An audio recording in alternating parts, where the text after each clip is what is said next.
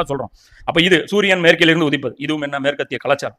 அடுத்தது என்ன, யமன் நாட்டிலிருந்து ஒரு நெருப்பு, அது இப்போ அது கிளம்பிருச்சு, மகஷரை நோக்கி கிளம்புன்னு இருக்கு. இப்போ அதுக்கு வந்து விளக்கங்கள், அந்த கியாமத் நாளின் அடையாளங்கள் அப்படின்லாம் நீங்க பயான் தொடர் பயான்லாம் கேட்டிருப்போம். பெரிய பெரிய அறிஞர்கள்லாம் பேசுவாங்க. என்ன சொல்லுவாங்க, யமன்லேருந்து ஒரு நெருப்பு வரும், வரும்போது அப்படியே மக்கள் ஓடுவாங்க, அப்படியே அடுத்தடுத்து அப்படியே சவுதி அரேபியா வருவாங்க, அங்கேயும் நெருப்பு தோர்த்தும், அப்படியே ஓடுவாங்க அப்படியே ஓடுவாங்க அப்படியே ஓடுவாங்க, கடைசியாக ஒரு இடத்துல போய் நின்றுவாங்க. டக்குன்னு எல்லாம் என்ன பண்ணுவோம், அப்படியே அரிசிலேருந்து வந்துடும். இப்படி நடக்காது மறுமை நாள். அது வேற ஒரு ஹதீஸ் இருக்கு. யமன்லேருந்து மகஷர், மகஷருங்கிறது என்ன, கயாமத்தில் நிற்கும் போது இருக்கக்கூடிய மகஷர். மகஷருங்கிறது என்ன, இறந்த பிறகு எழுப்பப்பட்டு நிற்கிற ஸ்டேஜ் வந்து மகஷர். மகஷர் எப்படி இந்த பூமியில் வரும், அது இதுலேருந்தே தெரியல, வேற என்னமோன்னு பேசுதுன்ட்டு. யமன்லேருந்து நெருப்பு புறப்படுதுன்னா நெருப்பா, காட்டு தீயா? யமனில் காடையில் என்னது தீ பத்தும்னா, அங்கே இருக்கிறது என்ன, பாலைவனம். பாலைவனத்தில் என்ன நெருப்பு வரும், நெருப்பு இல்லை. இது வந்து மிசைல். யமன் வந்து போரில் குதிச்சிருச்சு, இது வந்து ஷாமை நோக்கி வந்து ஒரு மிசைல் அடிக்குது, இஸ்ரேலை நோக்கி அடிக்குதுன்னா இதுதான் மறுமை நாளுடைய கடைசி, சொல்ல போன கடைசி அடையாளம். இது எல்லா ஹதீஸ்களையும் ஒரு இதுதான் கடைசி அடையாளம் அப்படின்ட்டு வரும். அப்போ யமன் வந்து இப்போ ஹூத்திஸுடைய அந்த அட்டாக் வந்து கடைசி அடையாளம். இத்தனை நாள் அவங்க அடி தான் வாங்கிட்டு இருந்தாங்க, இப்போ தான் அடிக்கிறாங்க. இத்தனை நாள் வந்து அவங்க தங்களுக்குள்ள இருந்த பிரச்சனை அடி ரிசீவ் பண்ணிருந்தாங்க, இப்போ அங்கேருந்து வருது. அந்த அந்த ஹதீஸ் எல்லாம் இன்னும் நிறைய ஹதீஸ் இருக்கு, ஃபுல்லாக எடுத்து பேசணும்னு சொன்னீங்களா, அதான் சொல்லுவோம். ஒவ்வொரு டாபிக் மாதிரி போயிட்டே இருக்கும். அந்த ஹதீஸ்ல என்ன வரும்னா, யமன்லேருந்து ஒரு நெருப்பு போகும், அது வந்து சிரியாவில் இருக்கக்கூடிய ஒரு ஒட்டகத்துடைய கழுத்தை ஒளிர செய்யும் அப்படின்னு இருக்கும். மிசைல் போச்சுன்னா அப்படிதான் இருக்கும். மிசைல் உள்ளூர்ந்து பார்த்துருக்கீங்களா, இங்கேருந்து அந்த நெருப்பு அப்படி கிளம்பி போயிடும். சிரியா வரைக்கும் போகுதுன்னா அப்போ என்னது, மிசைல் தானே. மிசைல் போய் அந்த இடத்துல மிசைல் கிராஸ் ஆகும்போது ஒட்டகம் நின்றுச்சுன்னா என்ன ஆகும், அந்த ஒட்டகத்துடைய கழுத்து பளிச்சுன்னு பளிர்னு வெளிச்சமாக எரியும். இதுதான் அந்த அடையாளம். இது நடந்து முடிஞ்சிருச்சு. அடுத்து வர வேண்டியது இருக்கிறது தஜ்ஜாலும் மஹதி அலைஹிஸ்ஸலாமும் தஜ்ஜாலும் ஈசா நபி, மூணே மட்டும் தான் வெயிட்டிங்ல இருக்கு, மீதி எல்லாமே முடிஞ்சிருச்சு. அப்போ இதெல்லாம் சொல்றாங்க. இப்போ இது பார்த்தீங்கன்னா இது எல்லாமே வேர்ல்டு பாலிடிக்ஸ், ஒரே அதான் ரசூலுடைய மிஷன் சார்ந்தது, உலக அரசியல் சார்ந்தது, உலகமே பார்க்கக்கூடியது. புரியுதுங்களா? யாருக்கு ஈமான் இருக்கோ அவங்க மட்டும்தான் இதை விளங்கி கொள்ள முடியும். இப்போ இதை வந்து தபுக்கின் போது தான் நபி ஸல்லல்லாஹு அலைஹி வஸல்லம் இந்த சப்ஜெக்டை தொடறாங்க, மறுமை நாளுடைய அடையாளங்கள்ட்டு. அப்போ இதை வந்து பார்த்தீங்கன்னா இதுக்கு பின்னாடி ரசூலா பாருங்க சில ஹதீஸ்கள் சொல்கிறேன். ஏன்னா இந்த தஜ்ஜாலை பற்றி ஏன் கிளாரிட்டி இல்லை, தஜ்ஜாலை பற்றி ஏன் ஹதீஸ்கள் கம்மியாக இருக்குது, ஃபுல் டீட்டெயில் நமக்கு ஏன் வரமாட்டேன். இப்போ நாமெல்லாம் விளக்க சொல்கிறோம், நீ எல்லாம் வந்து விளக்குற வரைக்கும் தான் ரசூல் விட்டுருப்பாங்களா, அவங்களே அந்த காலத்தில் விளக்கி இருக்க மாட்டாங்களா? சஹாபாக்களுடைய புரிதலை தான் நம்ம முற்படுத்த வேண்டும் அப்படின்னு சொல்லி இதெல்லாம் சொல்கிறாங்க. சஹாபாக்களுடைய புரிதலை முற்படுத்துவோம் வேணான்னு சொல்லலை. சஹாபாக்கள் நம்ம முக்காலும் அறிந்தவர்களா? அவங்க வந்து மறைவான ஞானம் இருக்கா? 2000 மக்கள் எப்படி வருவாங்கிறது அவங்க முன்னாடி அட்வான்ஸாக புரிஞ்சுக்குவாங்களா? மிசைலுன்னா சஹாபாக்கள்னால புரிய முடியுமா? ஒரு ரசூல்லா தெரியும் மிசைலுன்ட்டு, அந்த மிசைல் ரசூல்லா சஹாபாக்கள்கிட்ட சொல்லிட்டா அடுத்தடுத்து என்ன கேள்வி வரும், அது எப்படி பறக்கும்? இப்போ நம்ம அம்பு வச்சுட்டு இருக்கோம், ஒன்று லெஃப்ட்டில் போகுது ஒன்று ரைட்டில் போகுது, இது மிசைல் அடித்தா ஒரே பாயிண்ட்டில் போகுமா, அப்போனா என்ன அப்படிமா? ரசூல்லா என்ன சொல்லுவாங்க, ஜிபிஎஸ்ல போகும். அடுத்த கேள்வி வரும், ஜிபிஎஸ்னா என்ன? அது வந்து சேட்டலைட்டில் வரும். அது என்ன சேட்டலைட்னா என்ன? அது ராக்கெட்டில் விடுவாங்க, அது ராக்கெட்னா என்ன? அது கிரையோஜெனிக் டெக்னாலஜினா என்ன? அப்புறம் அது ஃபியூல் வந்து யுரேனியம்னா என்ன?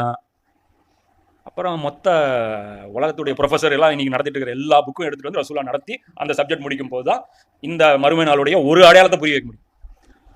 அந்தந்த காலத்தில் இருக்கிறவனுக்கு மூமினுக்கு வேர்ல்டு பாலிடிக்ஸ் என்ன நடக்கும், இந்த உலகத்துடைய எண்டை எதை நோக்கி போகும், உலகம் எதை சுற்றி அரசியல் சுற்றிட்டு இருக்குது, அதெல்லாம் புரியறவனுக்கு இது அப்படியே புரிஞ்சிடும். ஏன் ரசூல்லா சஹாபாக்கள்கிட்ட சொல்லலை அப்படின்னா, சஹாபாக்கள் கேள்வி கேட்டால் கூட என்ன சொல்லுவாங்க, ரசூல்லா விடுங்க அப்படின்றாங்க. இப்போ இந்த சில ஹதீஸ் சொல்கிறேன், அதை வச்சுட்டும் நீங்கள் புரிஞ்சிக்கலாம் ரசூல்லாவோட சஹாபாக்கள் கேள்வி கேட்கறது எவ்வளோ கஷ்டம்ண்டு. நபி ஸல்லல்லாஹு அலைஹி வஸல்லம் அவர்கள் சூரியன் சாய்ந்த போது வெளியே வந்து லுஹர் தொழுதார்கள். மிம்பர் மீது ஏறி உலக முடிவு நாள் பற்றியும் குறிப்பிட்டார்கள். அந்நாளில் பயங்கரமான பல காரியங்கள் நிகழும் என்றும் குறிப்பிட்டார்கள். எதை பற்றி எவரேனும் கேட்க விரும்பினால் அவரிடம் கேட்கலாம். இந்த இடத்தில் நான் இருக்கும் வரை நீங்கள் எதை பற்றி கேட்டாலும் உங்களுக்கு அறிவிக்காமல் இருக்க மாட்டேன் என்று குறிப்பிட்டார். மிம்பரில் ஏறி நின்ட்டாங்க, மறுமை நாளை பற்றி நிறைய சொல்லிட்டாங்க. சொல்லிட்டு என்ன டவுட் இருந்தாலும் கேளுங்க, அதை நான் சொல்லாமல் இங்கேருந்து இறங்க மாட்டேங்கிறார். அப்போது ஒருத்தர் எந்திரிச்சிட்டு சொல்கிறாரு, உதாபா என்பவரின் மகன் அப்துல்லா என்பவர் எழுந்து என் தந்தை யார் என்று கேட்டார். எங்கள் அப்பா பேரை சொல்லுங்க அப்படின்னு. மறுமை நாளை பற்றி சப்ஜெக்ட் பாடம் நடத்தி அதுலேருந்து டவுட்டு கேளுங்க, என்ன டவுட் வேணாலும் கேளுங்கன்னா ஒன்றா என்ன இருந்துச்சு கேட்குறாரு. எங்கள் அப்பா பேர் கரெக்டாக சொல்லுங்க பார்ப்போங்கிறார்.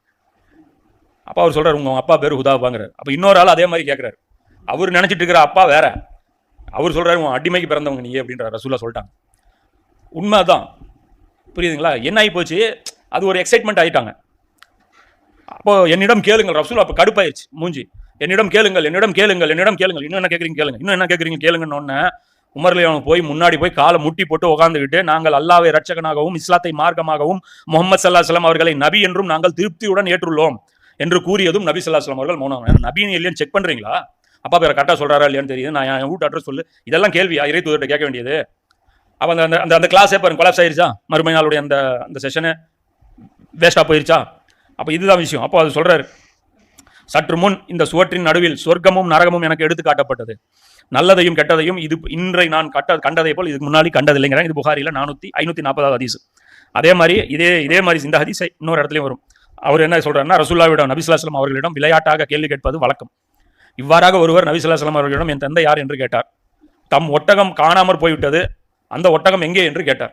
அப்போதுதான் அல்லாஹ் அவர்களின் விஷயத்தில் இந்த வசனத்தை அருளினான்.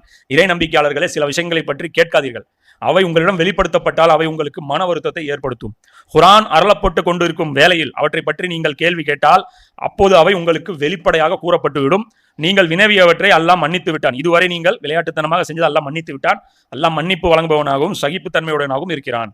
அப்போ ரசூலுல்லாஹ் என்ன சொல்றாங்க, இதுக்காக கேள்வி கேட்காதீங்கன்னு அல்லாஹ் வந்து தடை செஞ்சிட்டான். அதனால தஜ்ஜாலை பத்தியோ அவனுக்கு ஒரு கண்ணு இருந்ததை பத்தியோ அந்த கண்ணு என்ன, அது என்ன, இது அதெல்லாம் கேட்க மாட்டாங்க சஹாபாக்கள். அதோட க்ளோஸ்.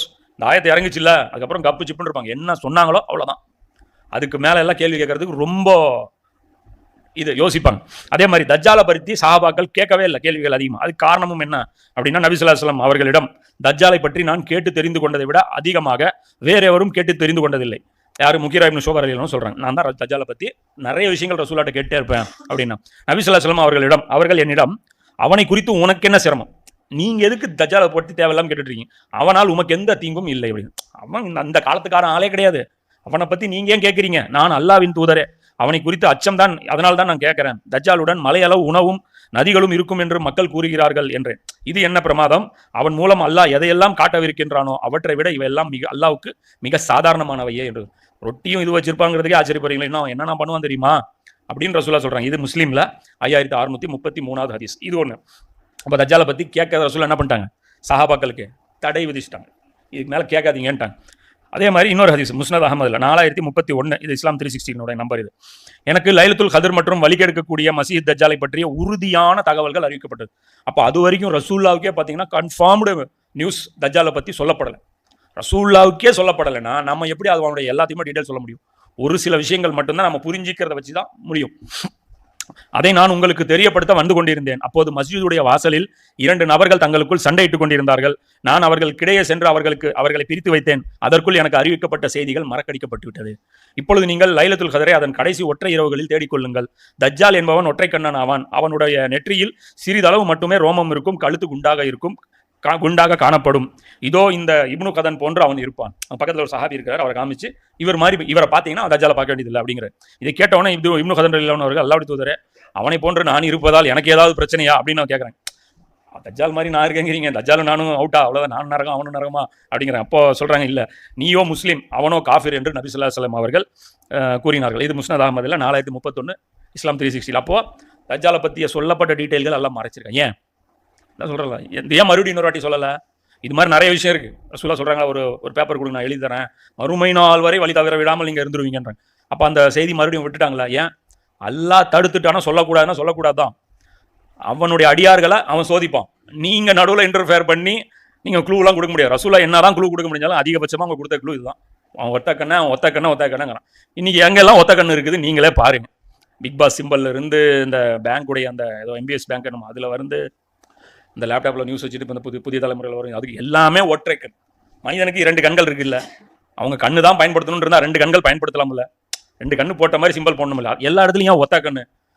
மியூசிக் இதுலேருந்து அப்புறம் சிம்பலிசம் இப்படி கை வச்சு, அது ரசூலுல்லாஹ் இப்படி தான் கை வச்சு காட்டுறாங்க. அது விவோ ஃபோன் நம்ம ஆடெல்லாம் போய் பாருங்க, இப்படி தான் இருக்கும். ஹீரோ இப்படி ஃபோன் இப்படி வச்சிருப்போம், ஒரு கண்ணு தான் தெரியும். ஒற்றை கண் தான் அவனுடைய சிம்பிள், அவ்வளோதான். இது எங்கெல்லாம் இருக்கோ அதை புரிஞ்சுக்கிங்க. தஜ்ஜால் இது வந்து தஜ்ஜாலுடைய ஃபித்னா, இது தஜ்ஜாலுடைய ஃபித்னா, புரிஞ்சுக்கங்க. அவ்வளோ தஜ்ஜால் ஒத்தை கண். அதே மாதிரி நம்ம என்ன நினைக்கிறோம், தஜ்ஜால் வந்து நேரில் வந்து தான் ஃபித்னா பண்ணுவான்.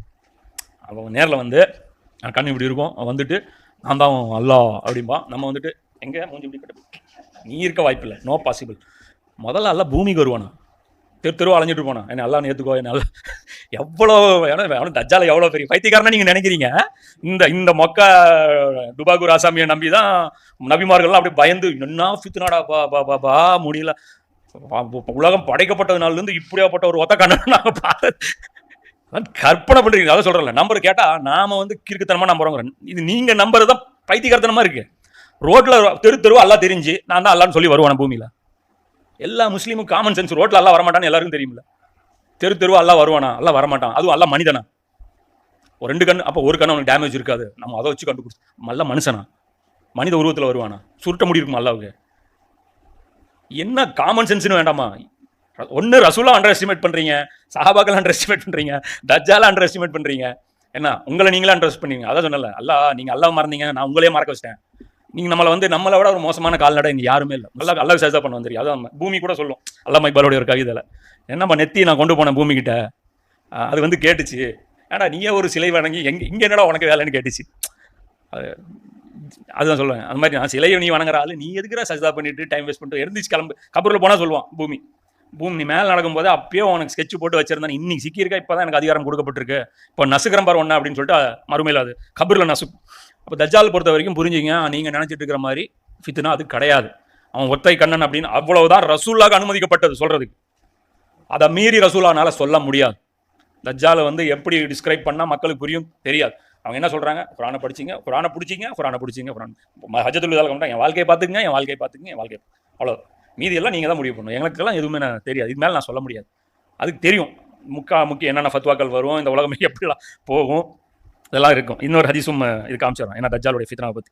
நபி ஸல்லல்லாஹு அலைஹி வஸல்லம் அவர்கள் கூறினார்கள், உங்களில் யாராவது வரம்பு மீற வைக்கும் செல்வத்தையோ, அல்லாவை மறைக்க வைத்துவிடும் வறுமையையோ, இயலாமையில் தள்ளிவிடும் நோய்வாய்ப்படுதலையோ, மூளை மழுங்கி போகும் முதுமையையோ, திடீரென வரும் மரணத்தையோ அல்லது தஜ்ஜாலையோ எதிர்பார்க்கிறீர்களா? இதெல்லாம் வந்துருச்சு அப்படின்னா அமல் செய்ய முடியாது அப்படின்னு சொல்லி ரசூலா சொல்றேன். அப்போ தஜ்ஜால் வெளியே வந்துட்டாதான் அமல் செய்ய முடியாது. அதாவது அவன் ஒரிஜினல் வடிவத்தில் வந்துட்டானா அமல் செய்ய முடியாது. ஏன்னா அந்த டைம்ல உலகம் வேற மாதிரி போயிட்டு இருக்கும். அப்போ அவர் ரசூலா சொல்றாங்க, தஜ்ஜாலுடைய ஃபித்னாவோ மறைவான ஃபித்னாவாகும். இப்போ தஜ்ஜால் வேற அவன் ஃபித்னா வேறங்கிறது புரியுதா இல்லையா? தஜ்ஜாலுடைய ஃபித்னாவோ மறைவான ஃபித்னாவாகும். அல்லது மறுமை நாள் ஏற்படுவதையோ எதிர்பார்க்கிறீர்களா? மறுமை நாள் என்பது மிகப்பெரிய வேதனையும் தாங்க முடியாத சிரமமும் கொண்டதாகும். இது மிஷ்காத்தில் 5175 ஹதீஸ், திருமதியில் 2360 ஹதீஸ். சரியா? அப்போ தஜ்ஜால் வந்து மறைந்திருந்து ஃபித்னா செய்யக்கூடியவன். தஜ்ஜாலுடைய என்ட்ரிங்கிறது அவனுடைய எண்டு, அது கிளைமேக்ஸ் அது. அப்போ தஜ்ஜாலை பற்றி இது ஒரு விஷயம் புரிஞ்சுக்கணும். இன்னும் சம்மந்தப்பட்ட ஹதீஸ்கள்லாம் அடுத்தடுத்து நம்ம